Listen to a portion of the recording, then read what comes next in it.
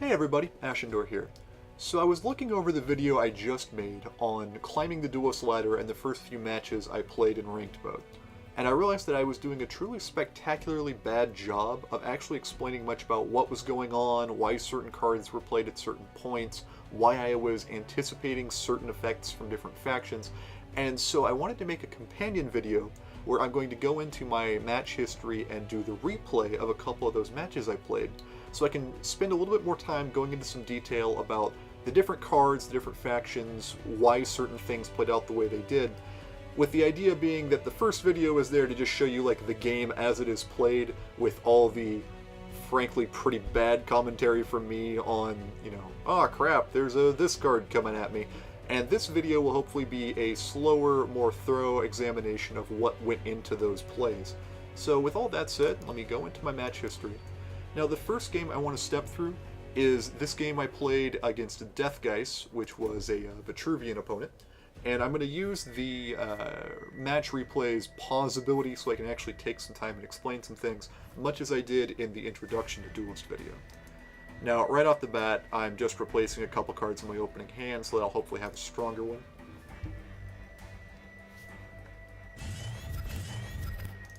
Alright, so let's take a look at my opening hand here.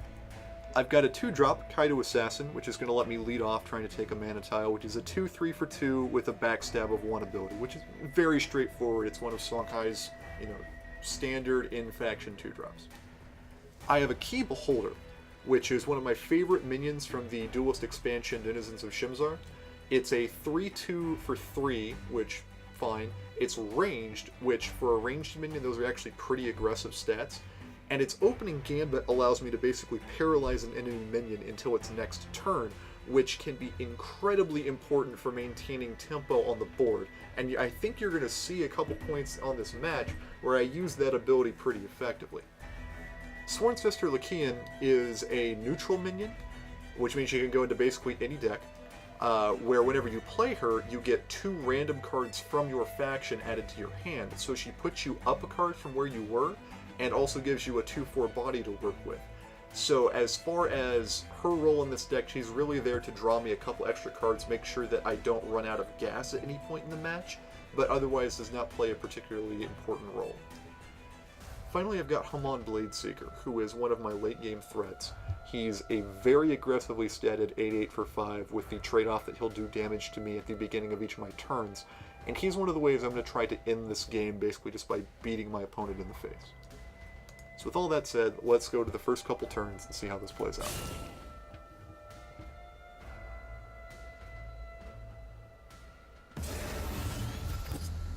Alright, so the card that I've just drawn is Onyx Bear Seal, which is one of Songhai's direct removal spells. It essentially transforms any enemy minion into a 0/2 with no abilities, which makes it very important for dealing with high priority threats.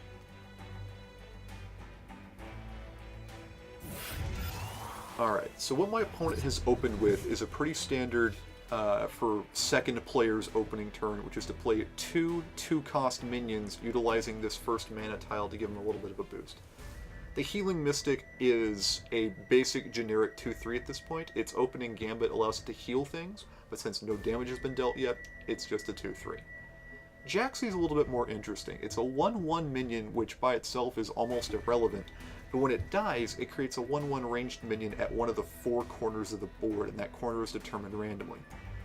Now, in the decision I'm going to make on this next turn, one of the things I'm considering is, based on my general's current positioning, if I kill Jaxi, and the ranged minion, Mini-Jax, spawns either here or here, I can very effectively just move my general slightly and kill it. If it spawns here or here, it's going to be a little bit more of a problem, because it will be well out of the range of myself or any of my minions.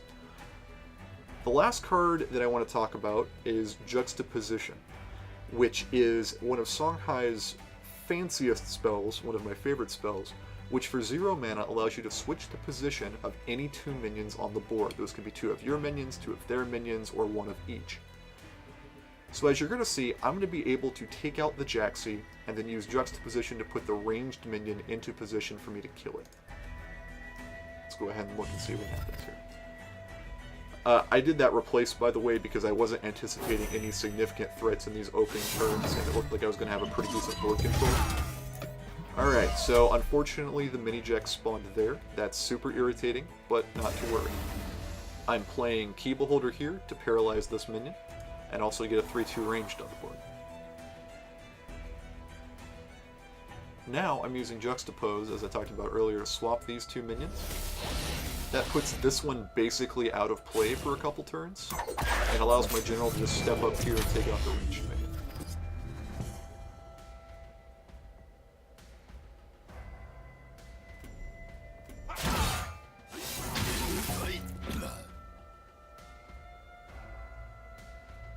Alright, so my opponent is playing Sworn Sister, as I talked about earlier, to refill his hand a little bit. Now, the card that I just drew, Nasher, is a card that I have not yet actually successfully played in this deck, which leads me to believe it's actually a poor choice. It's in here to fulfill a role that is somewhat important given the current set of decks that you run into on the ladder, which is AoE damage. Some decks will run pretty powerful swarms, and the idea is to have at least a couple minions who are well set up to deal with those minion swarms. I was initially playing Battle Pando in this slot, which is another card that you'll probably see at some point, but it was kind of underperforming. It wasn't really impressing me. I saw a suggestion on the Duelyst forums playing a similar deck to mine about trying Nasher, so I figured, why not? I'll give it a shot. So that's what it's there for. You won't see it make an appearance in this game, I believe, or indeed any of the 3 games I played earlier. And I'm seriously considering replacing that one. Instead, what I'm doing is I'm basically moving up 8-5 mana, dropping Hamon Bladeseeker in that position. Now, I mentioned this in the previous video, but why didn't I just drop Hamon Bladeseeker here where he could very easily reach the opposing general? The answer is that Vitruvian's removal spells typically revolve around positioning vis-a-vis a general. They're, I don't want to say best, because I'm not good enough at Vitruvian to make really an informed judgment there, but the most common one I see is called Entropic Decay, and it basically for 4 mana allows the Vitruvian general to blow up any minion adjacent to it, just straight up kill it. So if I had placed Hamon here and they had had an Entropic Decay in their hand, they'd have been able to very effectively just kill it, move their stuff in, and continue, and I would be down a pretty major threat. You can see in my hand I don't have anything that even remotely compares to the threat Hamon Bladeseeker poses. So instead I positioned him here, where the enemy general doesn't have any way of getting up close and killing it with Entropic Decay, so that at the very least on my next turn I'll be able to do some damage with him before he dies. And because I'm playing as Kalios, I know that on my following turn I will be able to use Blink to move him about the board very efficiently. So even though he's kind of far off now, my opponent would really basically have to run off this way and kind of abandon the center of the board to get away from him.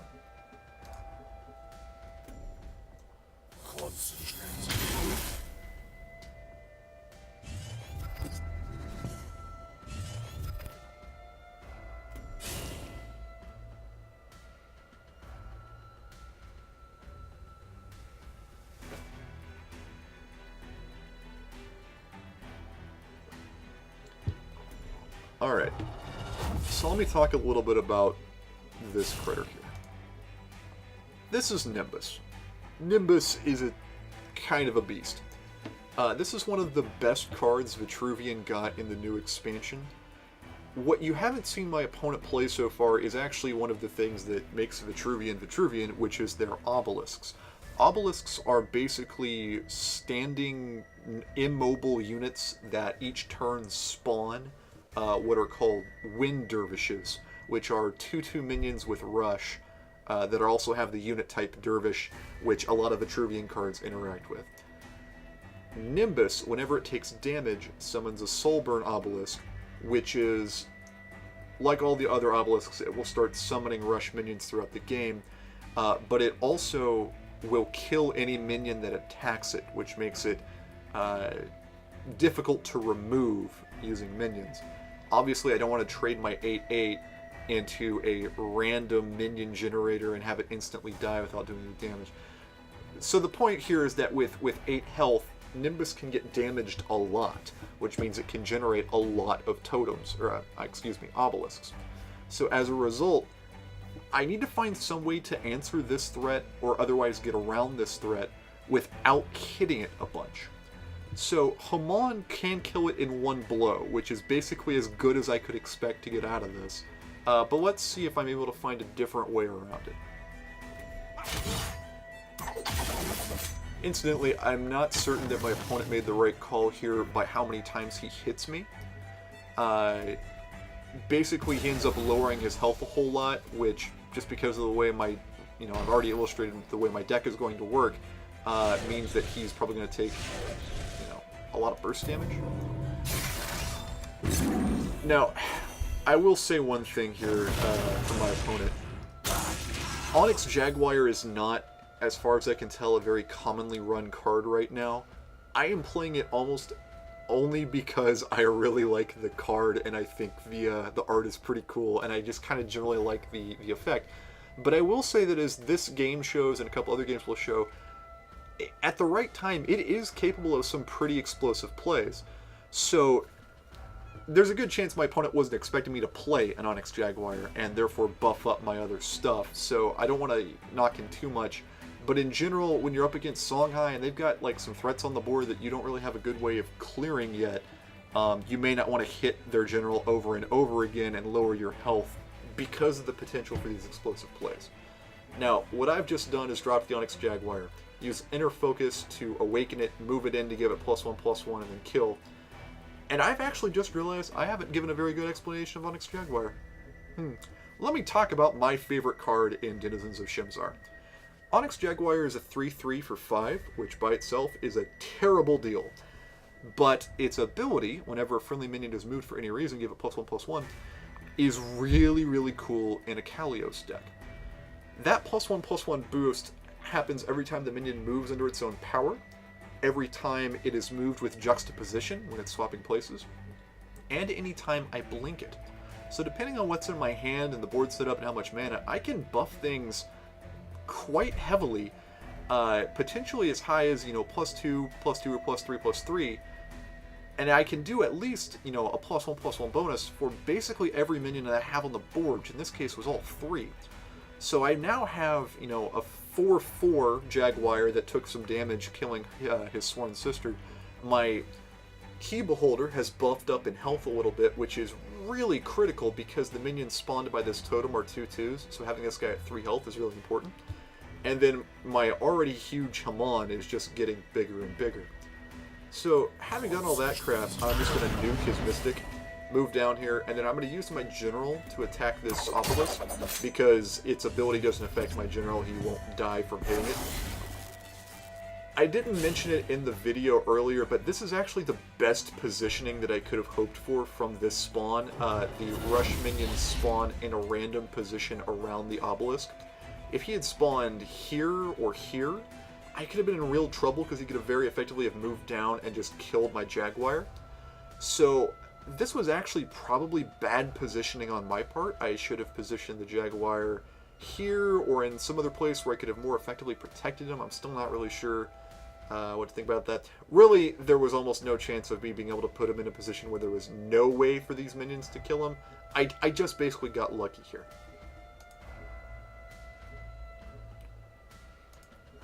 Okay, so Inquisitor Kron. Inquisitor Kron is, to use fairly blunt speech, kind of an asshole. He's one of probably the most aggressively costed creatures in the game right now for what he provides, which is for 5 mana you get a 4/6 body with Provoke, which means all of my units and generals that are near a Provoke minion can't move or attack anything else until they've dealt with him.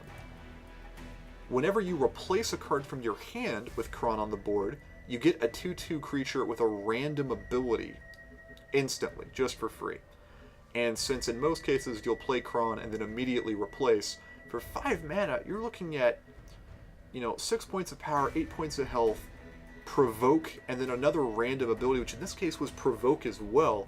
So he's just really, really kind of a dick. This is a pretty strong positioning for my opponent, actually, and the only reason I'm going to be able to make my totally awesome next play is because I have point removal for this guy and Onyx Jaguar in position where he can buff himself up and strike pretty effectively. So let's look at how I get out of this horrible, horrible trap position he's got me in here.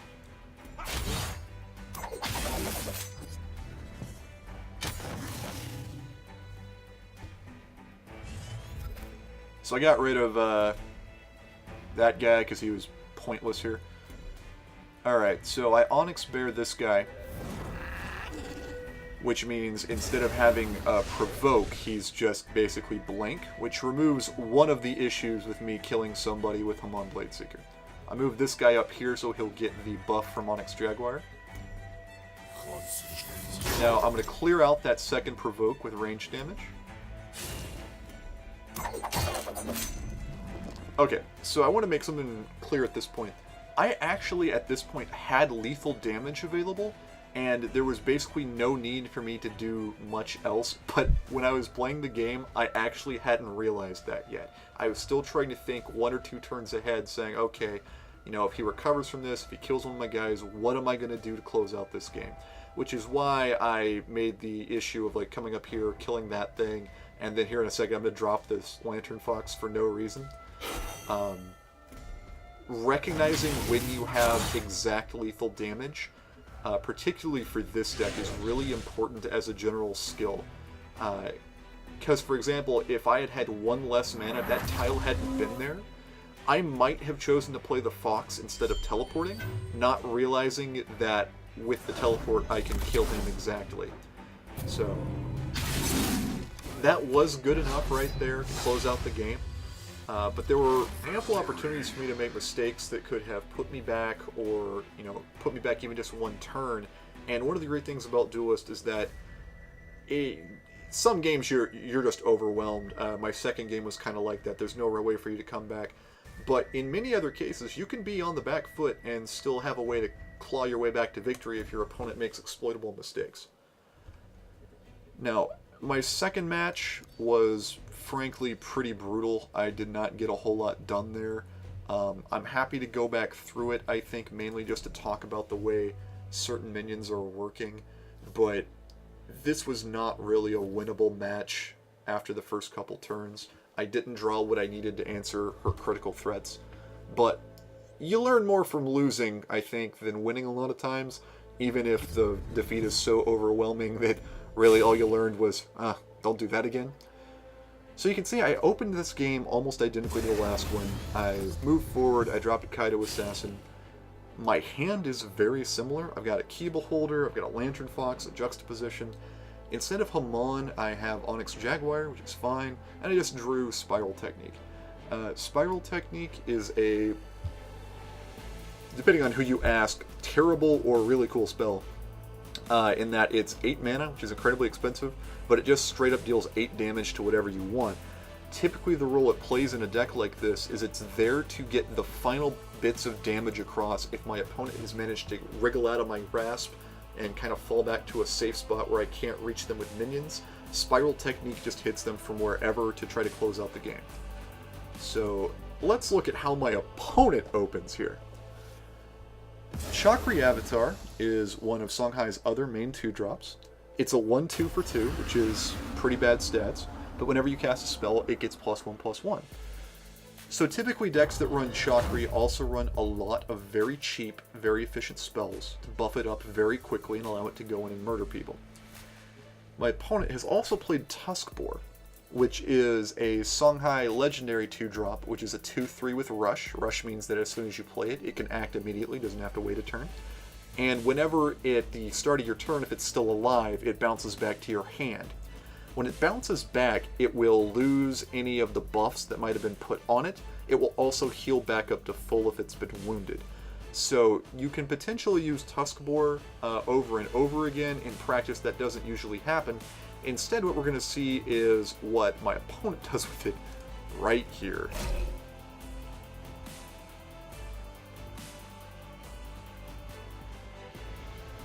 Which is, now, after Denizens of Shimzar, use Mirror Meld to clone it. Now, that was a pretty boring Tuskboar play, really, because she dropped it, Mirror Meld to copy it, killed something, but they're both 2/3s. a lot of times what you'll see this deck do later on in the game is drop a Tuskbor, buff it with one of Songhai's attack buffs, and then clone it to just put out a crap load of damage from your hand without your opponent really having any way to counter it. In this game, she either didn't have the mana or didn't have the right cards to be able to pull that off, which is fine. Unfortunately, I never drew an answer for this Chakri avatar, which means she was able to just push on through. So I replaced Spiral Technique because it's too expensive for me to do anything with it at basically any point here.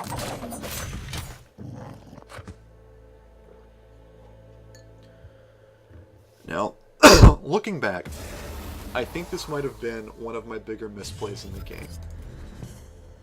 I played Keyboleholder here thinking that I would be able to basically just keep this Chakri avatar off of me and keep it from, like, mauling my face long enough for me to draw an Onyx Bear Seal and knock it out for good.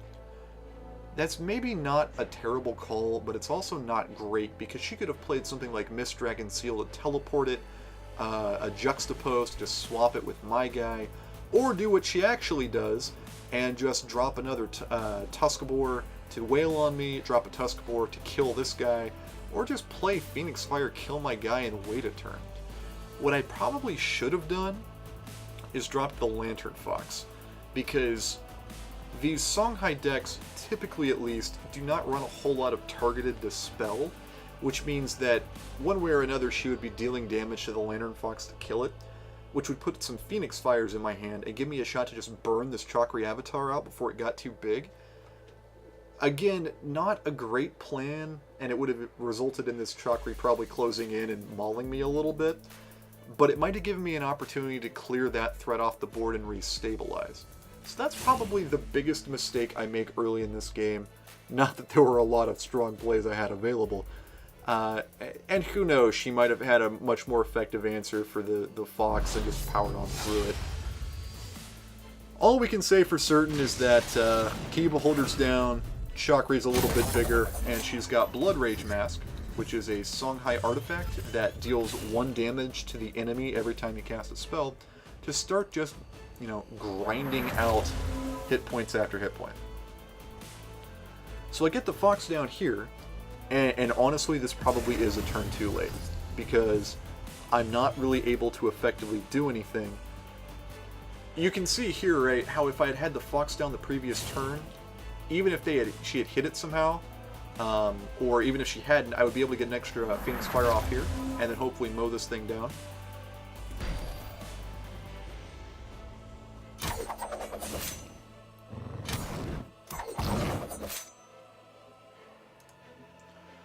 Okay, so why did I play my units like this?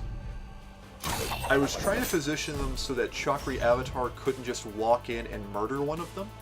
And instead what I was planning to do was use Katara's Backstab ability, combined with Juxtapose, and ideally the buff from an Onyx Jaguar next turn, to position things where I would have my Katara, and then Chakri behind it to do right off the bat 6 damage, and then I could just walk up and finish off with my General, which would result in me taking a lot of damage, but get the threat off the board, or, assuming that my Fox was still up and running, finish it off with the Fox and pick up a Phoenix Fire. Unfortunately, my opponent was able to drop her own Fox and activate it with Inner Focus, kill the Chakri right off the bat, using a Phoenix Fire that she got from the Fox hitting me, and basically this is probably the point where we can safely say that I am out of the game. There's not much of a way I can come back from this.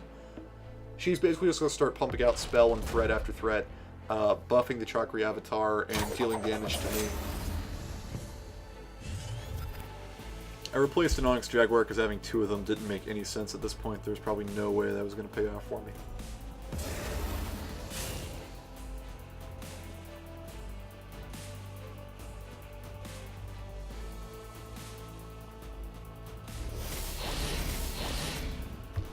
Okay, I want to actually point out maybe an additional error that I make here.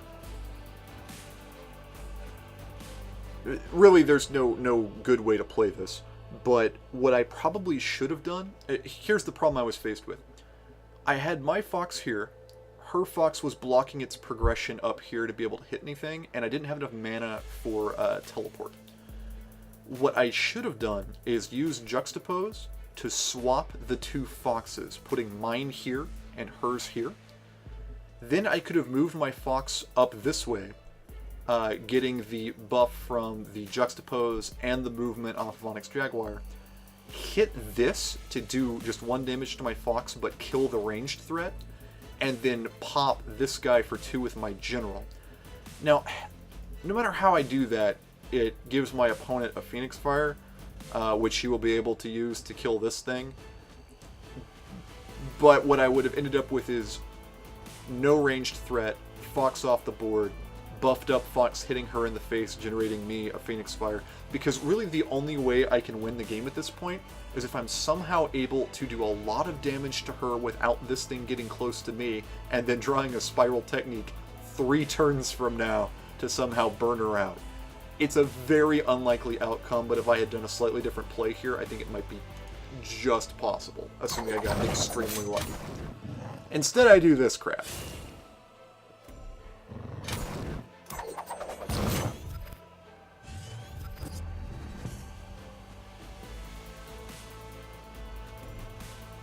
Yeah, so by moving that unit down, she's then able to buff it up pretty heavily. And because it's ranged, if it's out of my, out of my radius, it can still just maul me all at once. Okay, yeah, so basically with this second Mirror Meld onto the Chakri, I'm basically done no matter what I do. It's very unlikely I'd be able to generate enough damage through this wall to somehow, defeat her. But in any case, because of the mistake I made earlier with the positioning, I now have to waste a Phoenix Fire on this unit in the hopes of just staying alive even a little bit. Which is 1 less Phoenix Fire I could have used to knock her down in health and also knock off his Blood Rage Mask. Now, off of Sworn Sister, I do pick up a couple of... This is useless to me at this point. This will prove slightly useful. But you can see how the train's rolling. These are going to start to close in. I still have not drawn an Onyx Bear Seal to be able to deal with even one of these. Really, if I had drawn Onyx Bear Seal in the first, 3 or 4 turns of this game, it could potentially have gone a lot differently. But I'm only running 2 copies, and I don't have any real other ability to deal with high health threats like this.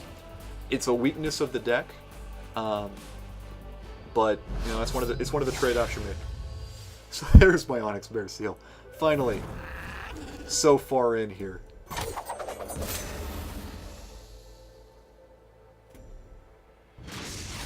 I thought about Phoenix firing this minion just in case my opponent had another Killing Edge to buff it, but the reality is that, if she does have a Killing Edge, that's bad, but I still have this 12-11 over here to deal with, so it's not like I'm any less screwed. And as it turns out, she's got the Tusk Boar here, which, if I kill this Tusk Boar, I'm at 4 life, and she just punches me. I Spiral Technique here just out of sheer frustration. Just to illustrate, if I've been able to do 7 more damage to you at some point in the game, could have won right there. But I didn't, so I didn't. So that game is a good example of how early on, small choices that don't make, that don't seem particularly consequential can have knock-on effects in later turns where you just get dug into a hole and can't get out. Spot removal can be incredibly important for dealing with those, but you have to draw it for it to be useful. And I just never got an answer to that Chakri. So that was really a fairly painful experience. I will say though, at least when Songhai blows you up like that, it's fun to watch. It's not a long, drawn-out slog like some matchups can be. So you guys got to see double Tusk Boar, 12 power Chakri Avatar with Mirror Meld, just, the whole shebang of what Songhai can dish out sometimes. So at least there's that. Now, I'm going to bring up the final game that I played there and walk through it, which was Otter Daddy, I believe. Because I think this was probably the closest game, in the sense that I had a pretty early advantage and was able to press it effectively, but my opponent came very close to stabilizing and could potentially have turned it if things had gone slightly differently.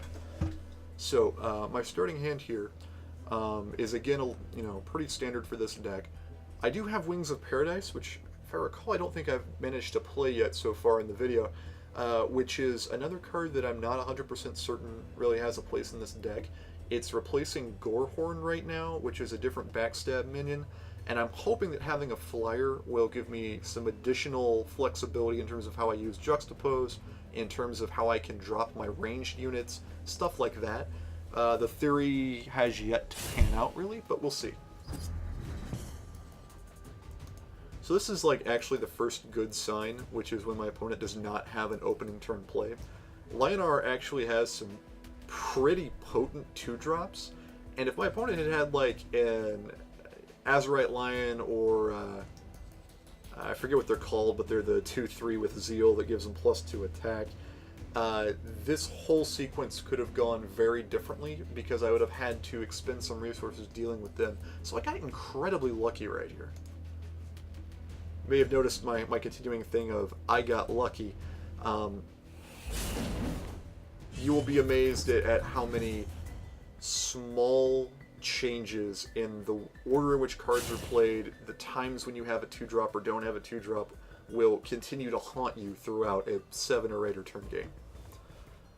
Alright, I'm going to take a second here and talk a little bit about how Lionar cards work in general. Kind of like how Songhai has Backstab as a signature mechanic, Lionar has what's called Zeal. Basically, a lot of Lionar minions, when they are adjacent to their general, get cool buffs. So you'll see a lot of Lionar decks creating this kind of like Lionar Death Ball, where they've got these powerful minions surrounding their general, just sort of moving across the board, slaughtering things.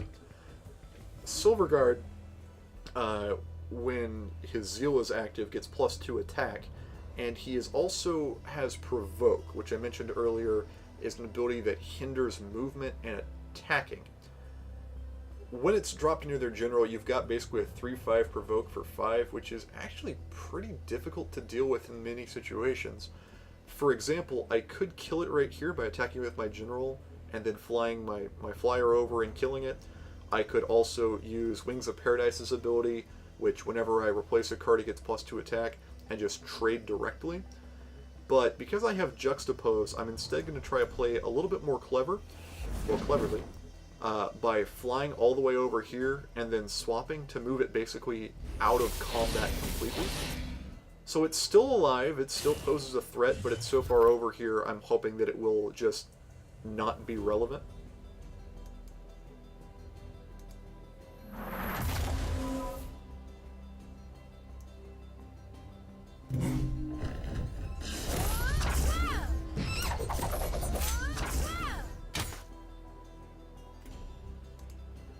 Alright, now, as you're going to see here in a couple turns, my positioning like this is not ideal for a couple of reasons. And I'm not entirely convinced that this wasn't a misplay on my part. My thought was that by using Inner Focus to activate my Fox and move it down, I would be able to get at least a little of attack value and a Phoenix Fire out of it, in case my opponent had some sort of Dispel that would render its ability irrelevant. I was also thinking that by positioning it here, along with the Shiro Puppy Dragon, I'd be able to give everything an attack boost and have a really strong next turn, assuming my opponent didn't have a way to clear it. What can my opponent play at this point to take advantage of my positioning? Well, what she's going to play is Lightbender, which is a creature that does an AoE Dispel, which will basically knock all the abilities off of my fancy minions, which is really depressing. She's going to be at 4 mana on her turn, and has access to this mana tile, which will give her 5 mana. That is not quite enough to be able to effectively deal one of Lionar's other board clear abilities, which is to play a minion, and then use a spell they have called Holy Immolation, which heals the target for 4, and does 4 damage to everything surrounding it. So I was fairly safe from that here, because at 4 mana, she would either have had to be playing some sort of zero-cost minion, which I don't think that Lionar has any of, or she would have to have some way of moving down here and then having played a one-cost minion, either here or here, and then even in that situation she would only have been able to get a little bit of value clearing either these two or this. So that didn't seem particularly likely. There's a couple other cards that can deal AoE damage, but they are not commonly played in Lionar, so I didn't think that was a particular threat. I was honestly not expecting the Lightbender. I haven't seen Lightbender in a while, but it's actually a pretty reasonable response to a lot of decks that are on the ladder, so I really probably should have anticipated it, and either just left the Fox here passively, or done something else. I'm honestly not sure what.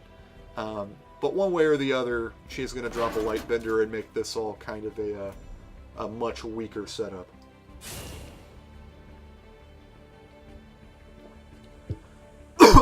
And there we are.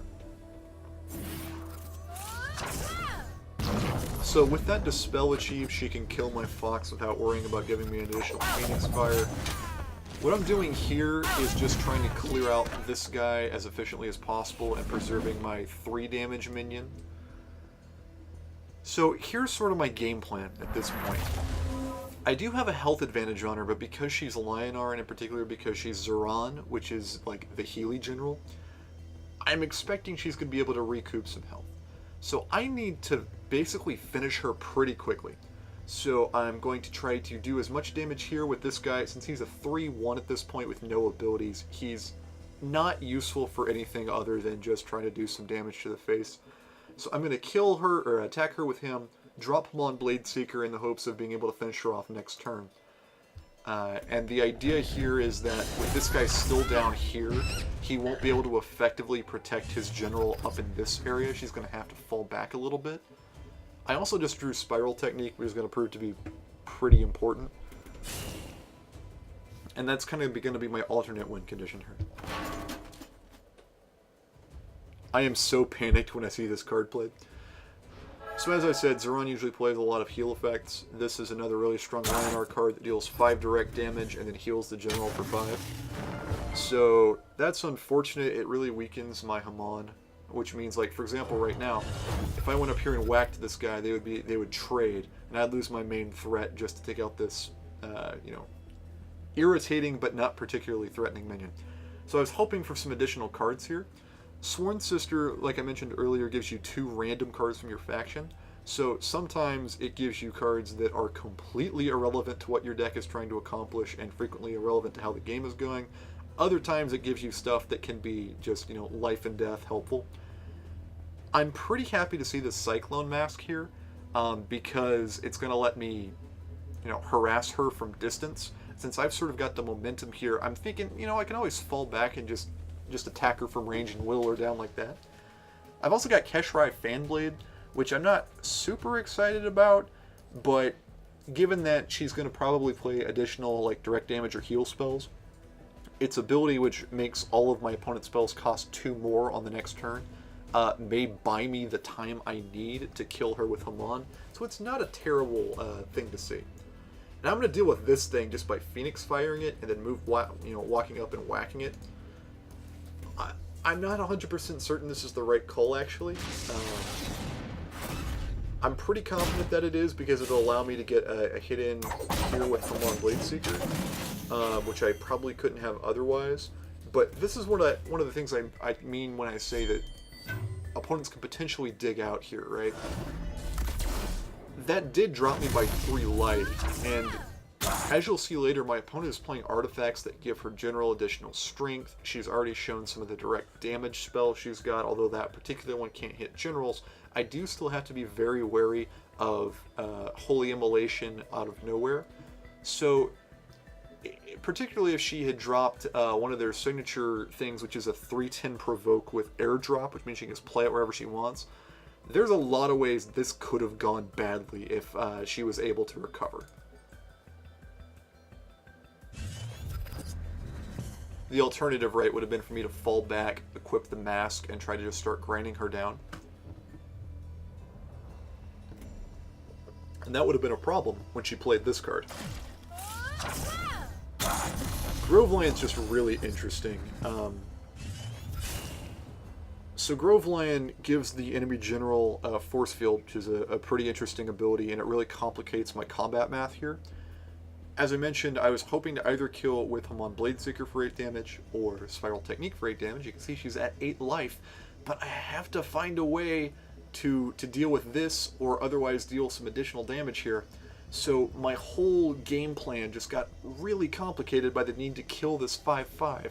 And unfortunately, when she was able to take out my Hamon with no additional damage because of the force field, that got a lot harder.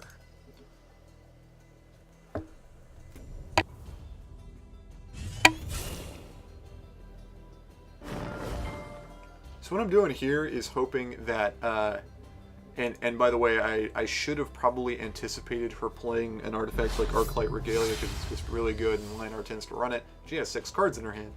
But my thought was I would drop some threats down here and then block Grove Lion here. Because basically at this point I really do not want to take high amounts of damage. I mentioned earlier this could have gone really badly. For example, her next turn could have involved her walking up here, killing this thing, him moving in, attacking for 5, and then Holy Immolation to hit me for 4, which would have put me at 6, and it would have been extremely difficult for me to, like, really come back from that. I would have needed to, I would have been okay because I could have popped her Force Shield and played Spiral Technique, but if I did not have Spiral Technique in my hand, I would probably be losing in that situation. So again, small seeming choices can have major effects on how the game plays out. Ah, Nasher, I'm really second guessing the inclusion of that card in this deck. Because you can see how it might be super cool here if I was able to, like, inner focus it. Because I could attack into her, pop the shield, and then, close or do some other cool things. But the timing just never seems right. So my opponent maybe was probably the correct choice here, which was clear the board and heal herself a little bit. The trade-off, though, I'm really super glad I... now that I'm rethinking this, I don't know that I actually played this all correctly.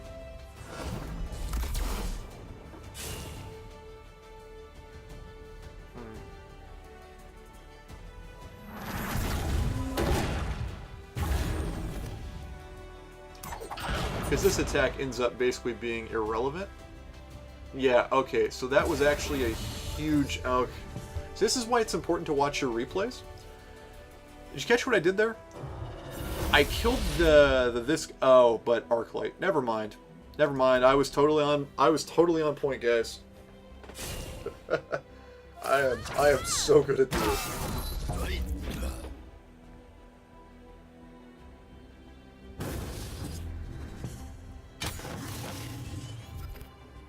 Okay, so I mentioned in the previous video that I questioned her positioning here. This is what I mean by that. I'm not entirely certain why she played Inquisitor Kron out here, because it puts her really far away from the provoke benefit. I'm guessing what she was hoping to do was get him out here and then spawn a minion with a more relevant ability than ranged, like either rush or provoke, that would have done something to my general and tried to lock me down. But that meant that I would be able to position my Hamon outside the range of this provoke and close. Now she's probably counting on her Arclight to do at least a little bit of protection for her. For example, if I didn't have the Spiral Technique here, and I tried to do the same play, I would come up here, hit her for what would end up being 6, dropping her to 4. I could hit her for 2 with my general with my ranged ability, which would drop her to 2, and then I might have been unable to close the deal there. She could have killed Hamon with these 2 minions, or this minion and this minion, and then just moved up Kron and tried to basically lock me down at 2 life and hopefully heal up. So, I guess it's not terrible positioning, but I still think she should probably have played Kron here to provide her general with perfect protection and forcing me to expend some amount of resources on dealing with him. As it was, though, I was able to finish it out with Spiral Technique, so that's good. Alright, so that was a much longer look at each of those three games and what went into the decision making, what some of the different cards do. Let me know in the comments if this sort of kind of play-by-play analysis of match replays is interesting enough to warrant me doing it more, or if I should focus instead on being able to do this kind of live play and hopefully sound less like an idiot when I'm doing it. Either way, thank you very much for watching. I hope you enjoyed it, and I will see you next time.